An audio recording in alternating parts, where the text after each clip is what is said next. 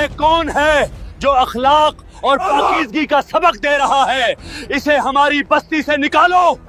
हजरत लूत अलैहिस्सलाम हजरत इब्राहीम अलैहिस्सलाम के भतीजे थे।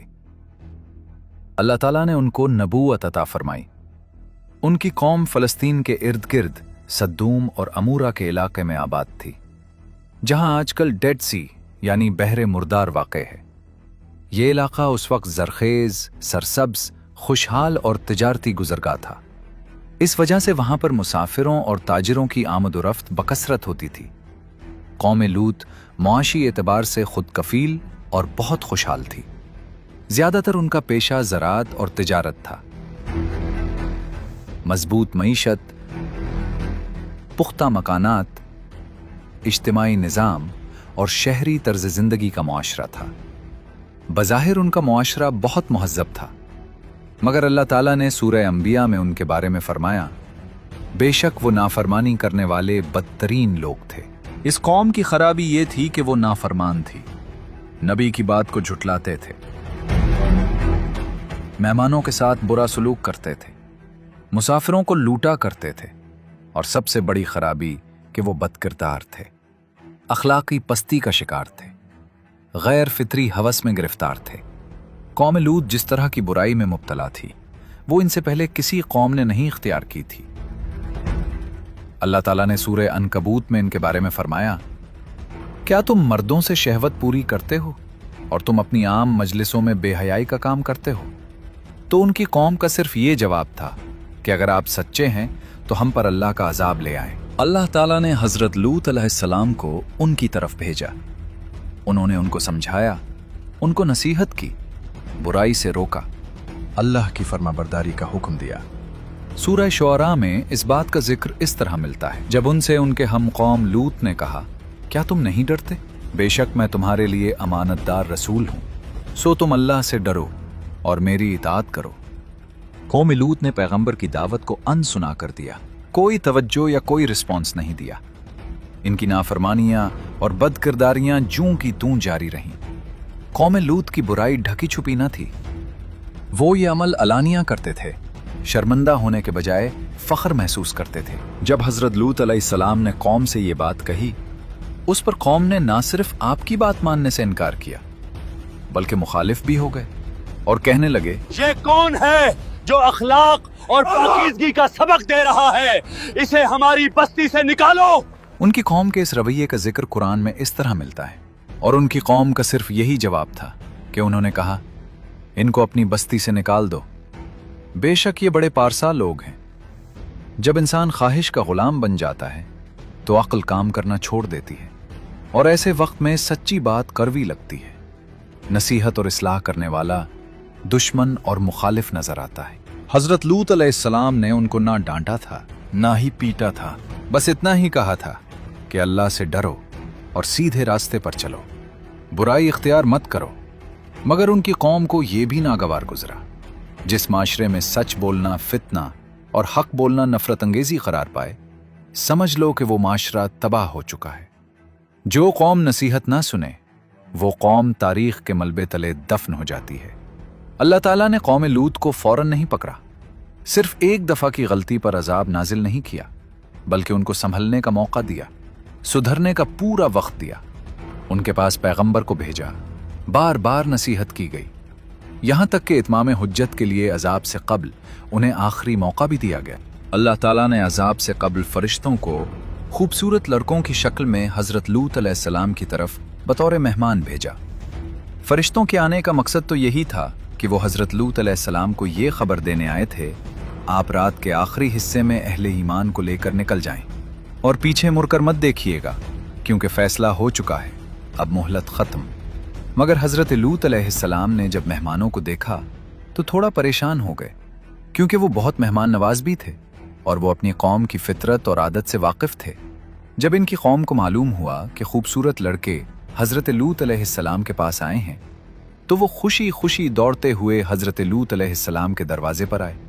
ये लोग हवस के मारे थे, उन्हें नहीं पता था कि खूबसूरत लड़के असल में फरिश्ते हैं और ये उनको खुश करने नहीं बल्कि सजा देने आए हैं। इस मौके पर हजरत लूत अलैहिस्सलाम ने वो तारीखी बात फरमाई थी कि तुम अल्लाह से डरो, फितरत से बगावत ना करो। अल्लाह ताला ने तुम्हारे लिए पाकीज़ा औरतें रखी हैं, तो तुम क्यों गलत रास्ता इख्तियार करते हो। इस बात का जिक्र सूरह हूद में भी है। और उनकी कौम के लोग उनके पास दौड़ते हुए आए और वो पहले ही बुरे काम करते थे। लूत ने कहा, ऐ मेरी कौम, ये मेरी कौम की बेटियां हैं, ये तुम्हारे लिए बहुत पाकीज़ा हैं। अल्लाह से डरो और मेरे मेहमानों के बारे में मुझे शर्मिंदा ना करो। क्या तुम में कोई नेक शख्स नहीं है।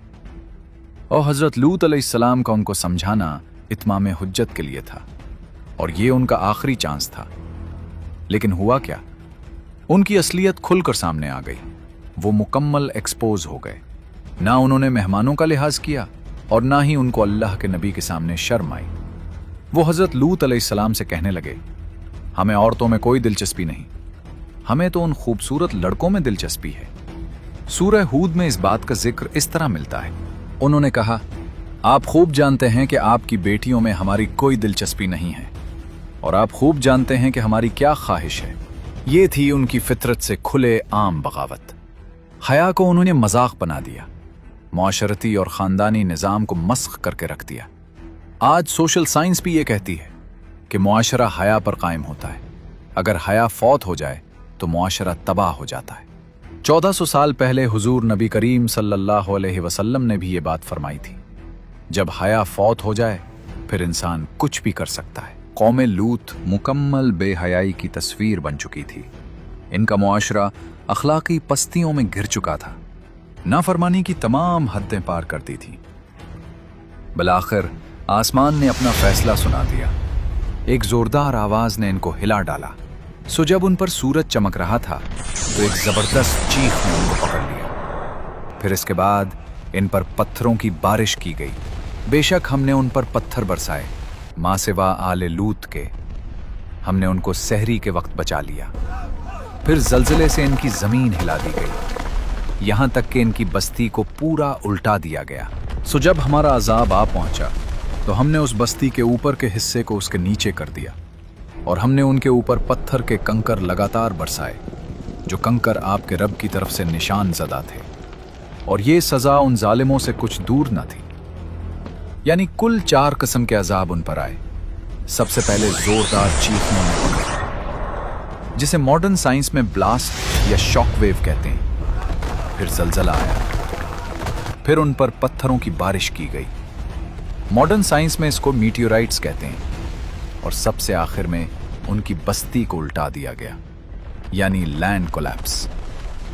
इससे पता चलता है कि कौम लूत अल्लाह ताला की शदीद नाराजगी और कहर व गज़ब का निशाना बनी। ये भी बहुत अजब इत्तफाक है कि कौम लूत जिस तरह अखलाकी पस्ती का शिकार थी, बिल्कुल उसी तरह उनकी बस्ती जोग्राफियाई एतबार से भी ज़मीन का पस्त तरीन इलाका माना जाता है। माहिरीन अर्जियात कहते हैं कि बहरे मुर्दार कोई नई झील नहीं है, बल्कि ये जॉर्डन रिफ्ट वैली का हिस्सा है। साइंस के मुताबिक बहरे मुर्दार में नमकियात की मिक़दार 34% है, जबकि आम समंदरों में नमकियात की मिक़दार 3.5% होती है। और इसी सबब से ये बहरे मुर्दार है, क्योंकि हद से ज्यादा नमकियात होने की वजह से मछली, पौधे, बैक्टीरिया और कोई जानदार मखलूक इस पानी में जिंदा नहीं रह सकती। दरियाए उर्दन इसी में गिरता है, मगर यहां से कोई दरिया निकलता नहीं है। पानी आबी बुखारात बनकर उड़ जाता है और नमक बाकी रह जाता है। इवेपोरेशन जितनी ज्यादा होगी, नमकियात उतनी ज्यादा। इसलिए आज तक डेड सी की नमकियात बतदरीज बढ़ती जा रही है।